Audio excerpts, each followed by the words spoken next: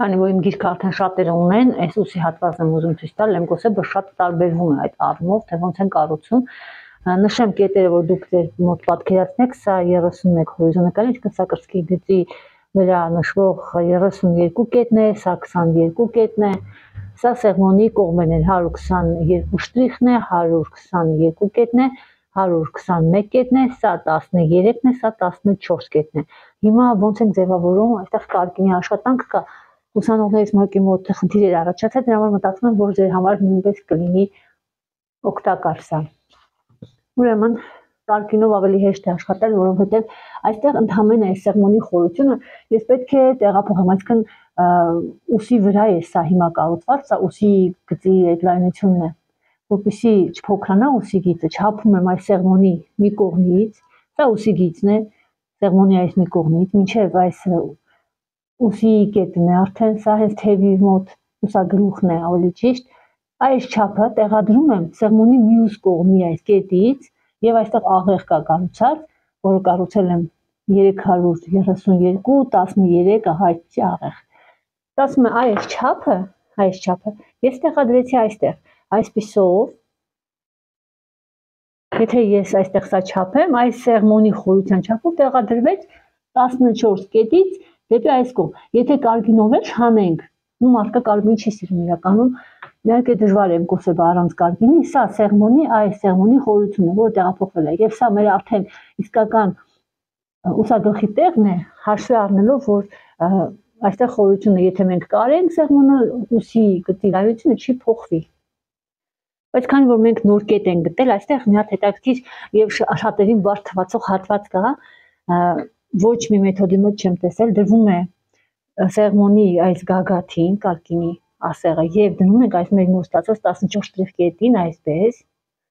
եւ բարձրացնում ենք այս սա վերև։ Իսկ 121 կետը եւ 14 կետը դա մեր 14-ը նայեք սա, այլ ոչ թե սա։ Իսկական մեր ուսի այս լայնությունն է առանց սեղմոնի խորության։ 14 շտրիխը ստացվում է սեղմոնի խորությամբ լայնությունն է, որտեղ սա ես տեղափոխեցի այստեղ երկարացավ գիծը։ Իսկ այս հատվածը հենց ուսի լայնությունն է։ Դրա համար այս կետից մի հատ է բարձրացնում եմ վերև, աղեղ։ Եթե կարգին չկա, ապա աղեղները կառուցվում է սանտիմետրի ժապավենով։ Այստեղ մի հատ կետ ստացանք 141 կետը։ Այս կետը ուղիղ գծով, որ միացնեմ վզի հիմքի կետին, սա 121 կետն է, մենք կստանանք ուսի գիծ։ Ու հիմա ուշադրություն դարձրեք, սեղմոնի խորությունը իրականում տեղափոխվեց այստեղ, բարձրացավ ուսը։ Եթե ես ուզենամ առանց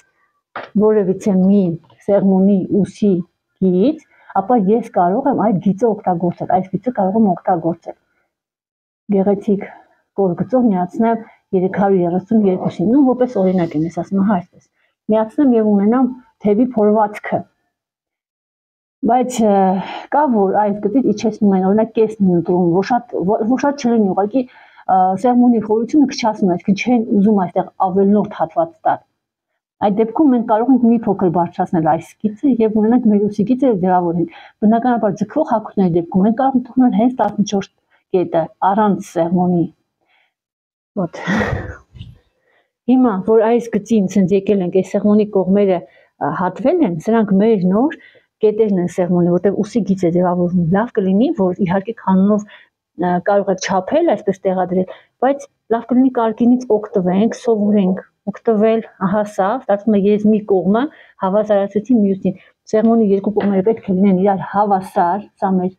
123 եւ 123 շտրիխ կետերն են։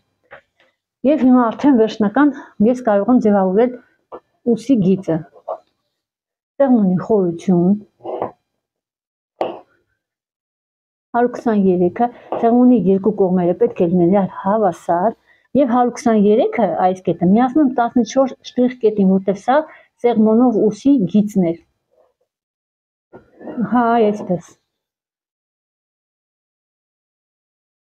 Այսպես ձևավորվեց սեղմոնի հատվածը։